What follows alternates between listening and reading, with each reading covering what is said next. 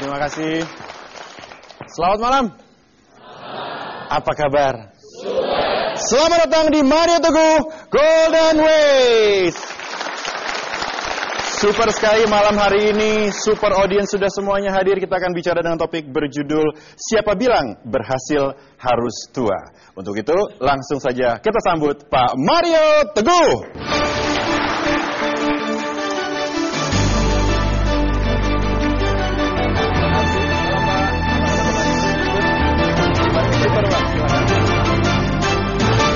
Silakan dulu.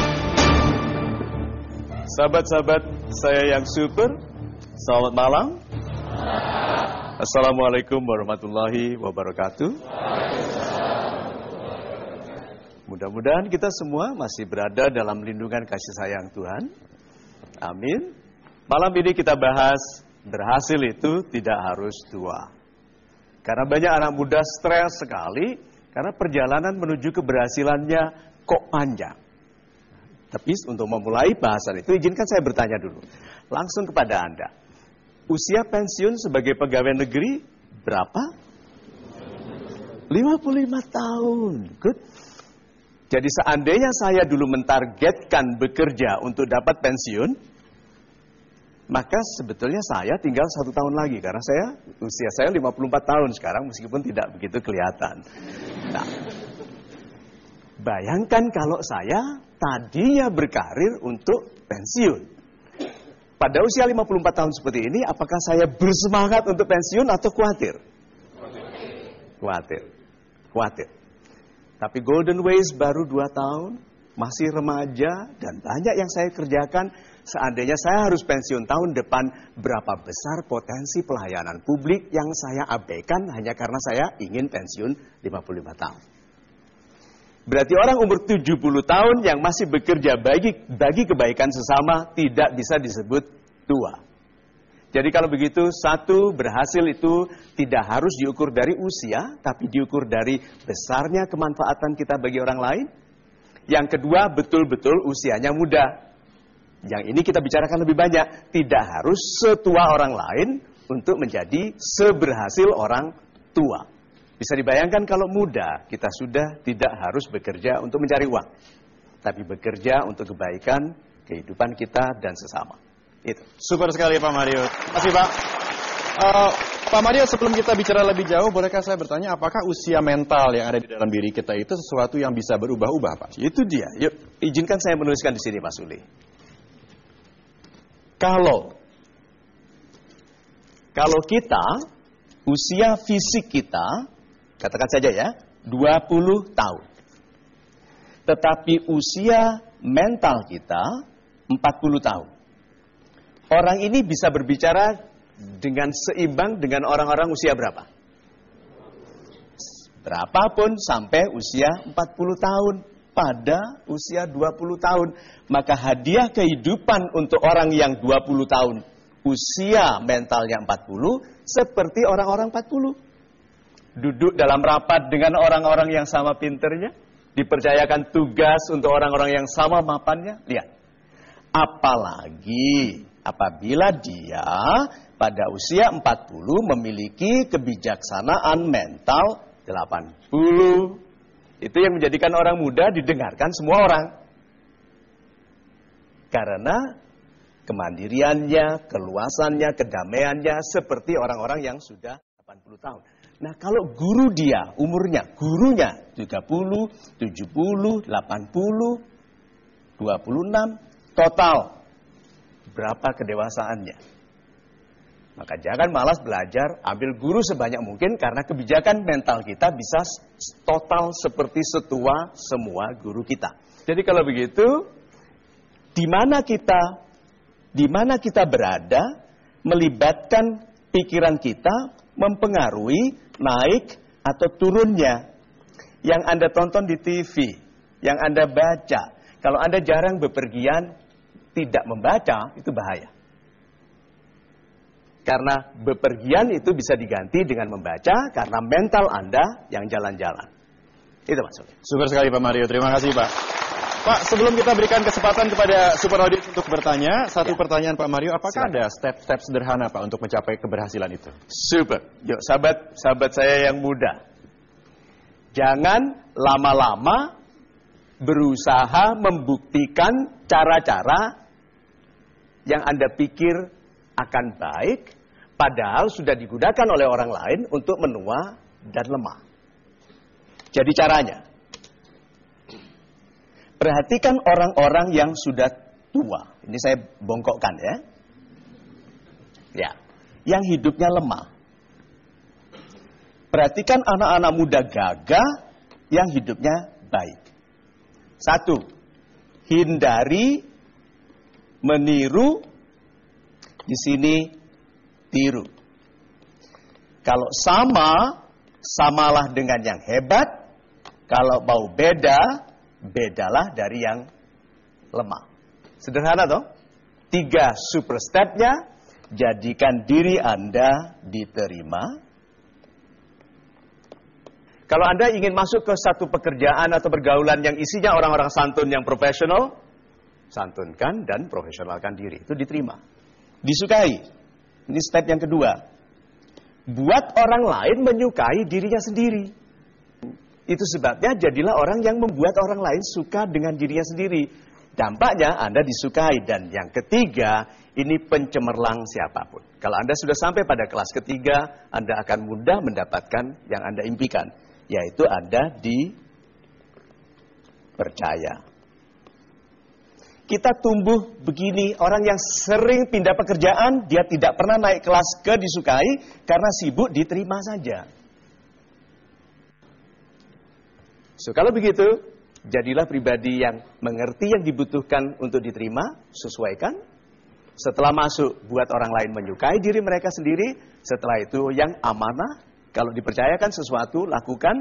Dan tidak mungkin Anda dipercayakan yang besar, maka orang yang serius, melakukan yang kecil, yang dipercayakannya, akan menjadi pantas untuk dipercayakan yang besar. Itu. Super sekali Pak Mario, terima kasih Pak. Orang yang sudah berupaya, belum sukses, apa nasihatnya? Teruskan. Jangan bersabar, teruskan. Oke? Ya, bersabar itu kualitas mental yang dibutuhkan ya, tapi teruskan. Karena keberhasilan itu jarang sekali kita capai pada langkah pertama. Repotnya seharusnya di sini, tapi orang sudah berhenti beberapa langkah sebelumnya. So, anjurannya, sahabat-sahabat Indonesia yang super, jangan cari keberhasilan besar. Itu yang membuat kita stres. Celebrate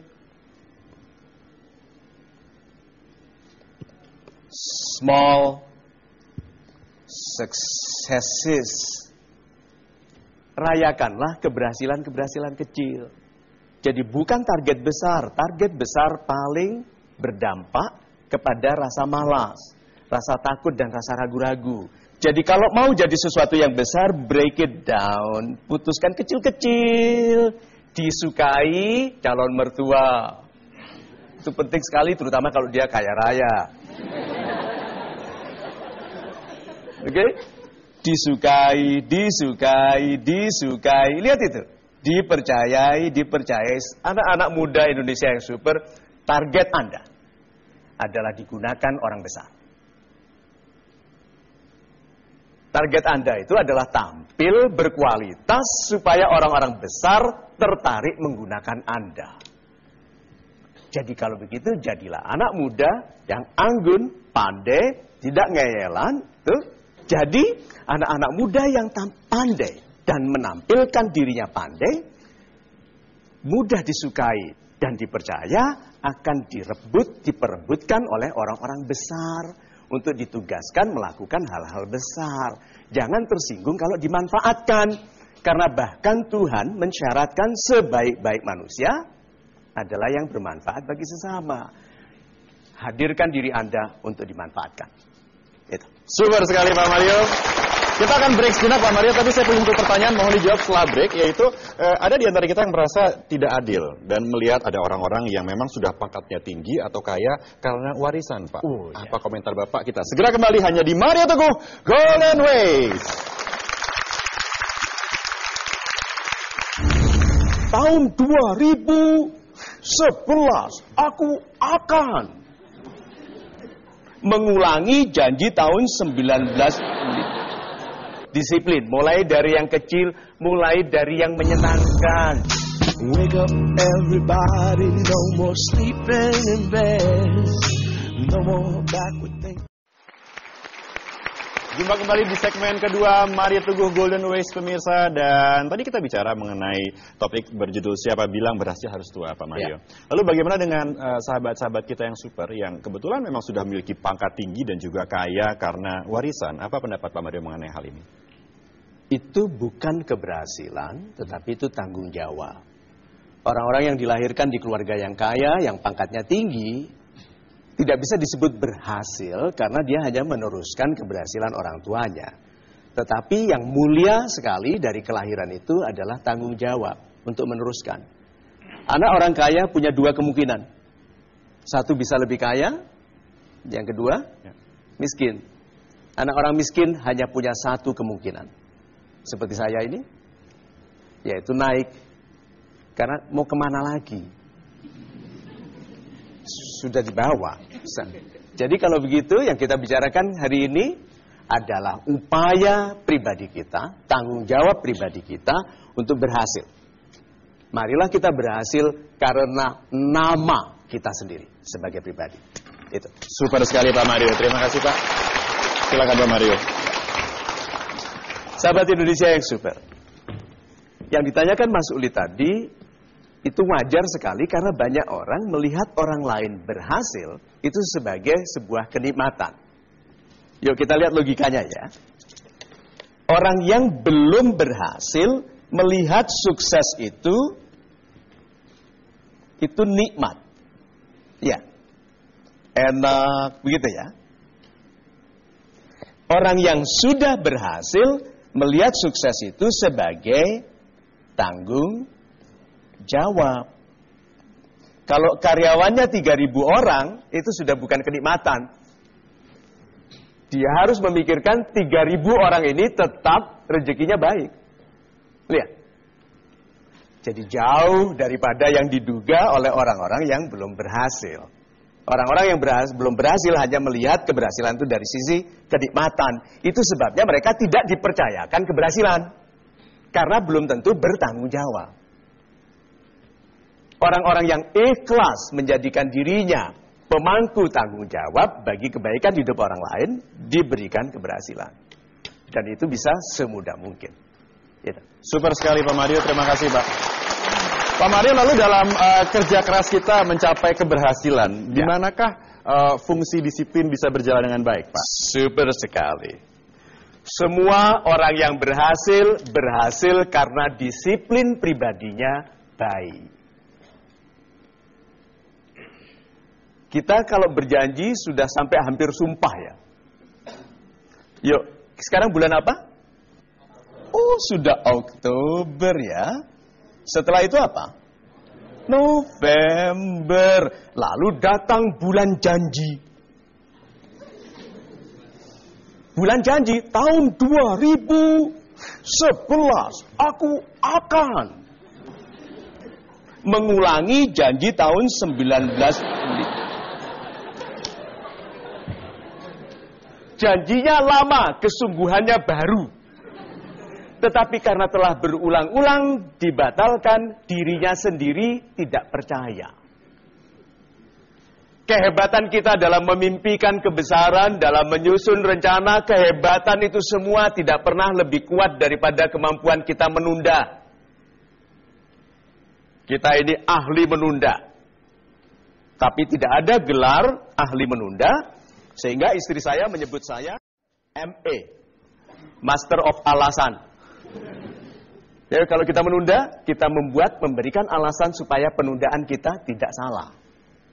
Nah, ada orang hidupnya digunakan untuk membuat alasan mengapa dia tidak bertindak. Kira-kira berapa jauh dia bisa pergi? So, kalau begitu sahabat-sahabat saya yang super, yuk kita kenali janji kita untuk disiplin itu dengan cara-cara yang lebih sederhana. Contohnya saja, senyum. Orang yang melihat wajahnya sendiri senyum di cermin lebih bersemangat. Banyak tuh orang yang lama tidak lihat wajahnya di cermin. Setelah lihat, aku ya, gitu. Senyum yuk, biasakan bicara dengan senyum, beda dengan tidak senyum. Yuk kita praktekkan ya. Saya lepas kacamata saya. Saya senyum sekarang. Anda sudah lihat saya senyum? Good, sekarang saya tutup ya. Apakah saya sekarang senyum?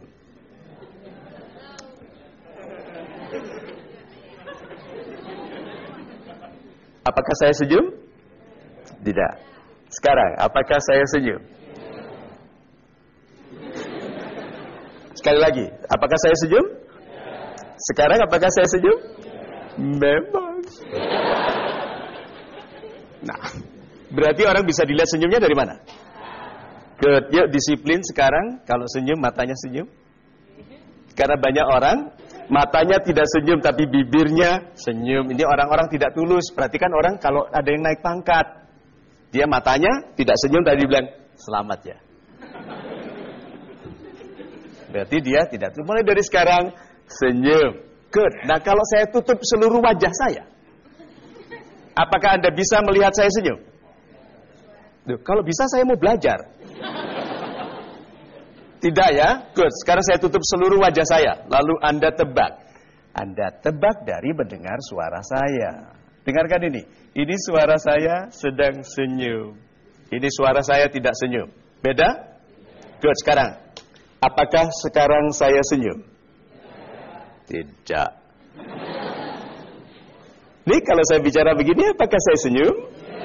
Memang. Ini bukan ciluba ya, ini serius.